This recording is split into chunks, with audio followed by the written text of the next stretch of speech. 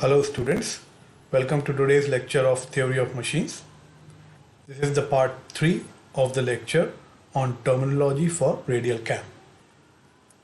In the part 1 and part 2 of this lecture, we discussed few terms. In the part 1, we discussed about the base circle and learned that it dictates the size of the cam and is tangent to the cam profile with cam center as its center.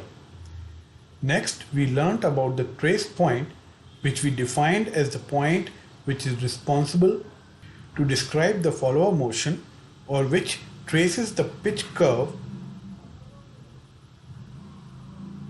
We learned that for roller follower, the trace point is the center of the roller, and for its translation motion, it will be along the axis of the follower.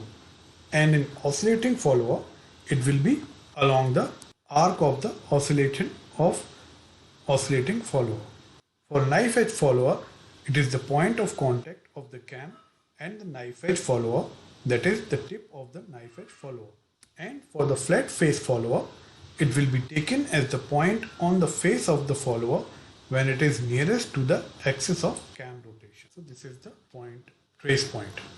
Further, in the part 2 of this lecture, we discussed the pitch curve, where we learnt how the pitch curve is traced with considering an inversion of the follower mechanism in which cam is to be fixed and the roller follower rotates about it. So the pitch curve was defined as the locus of the trace point after kinematic inversion with cam fixed.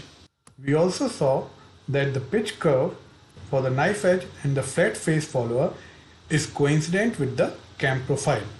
Next, we discussed the pressure angle in details and learned that it is the angle between the direction of common normal, that is the direction of the normal contact force, and the direction of the follower movement. We also learned that the pressure angle in case of translating follower should be less than 30 degree and for oscillating follower should be less than 45 degree. So having discussed these terms, let us now move to the part 3 of this lecture and let us discuss the term pitch point. As we discussed in the previous lecture, that the pressure angle is changing with the cam rotation. Each point on the cam surface has a pressure angle and it varies in magnitude at all instants of the follower motion. So there will be a point at which this pressure angle is maximum, as shown here. In this configuration, this is the point at which the pressure angle is maximum. So this point at which the pressure angle is maximum is known as pitch point. Next we have pitch circle. Pitch circle is the circle that is passing through the pitch point and concentric with the base circle. And the center of this pitch circle will be the center of the cam. Next term which we shall discuss is prime circle. As the base circle is to the cam profile, similarly a smallest circle that can be drawn with cam center as its center and tangential to the pitch curve is known as prime circle, as shown here. This blue color dotted circle is tangent to the pitch curve and center of this circle is cam center. So we see that the prime circle to pitch curve is same as the base circle to the cam profile.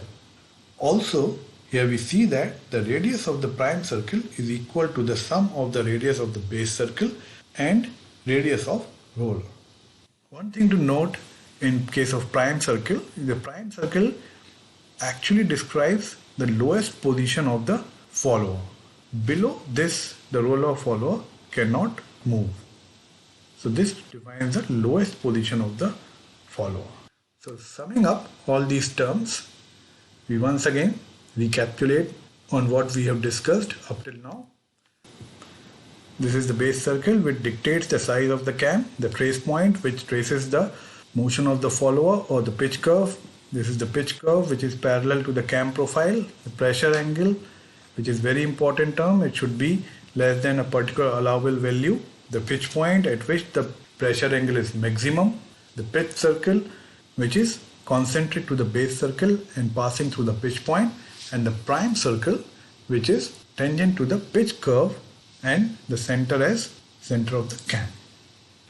So these are the terms that are used to define the radial cam and follower mechanism. So I hope you have understood the terminology for radial cam and follower mechanism. This is all for today's lecture. Thank you.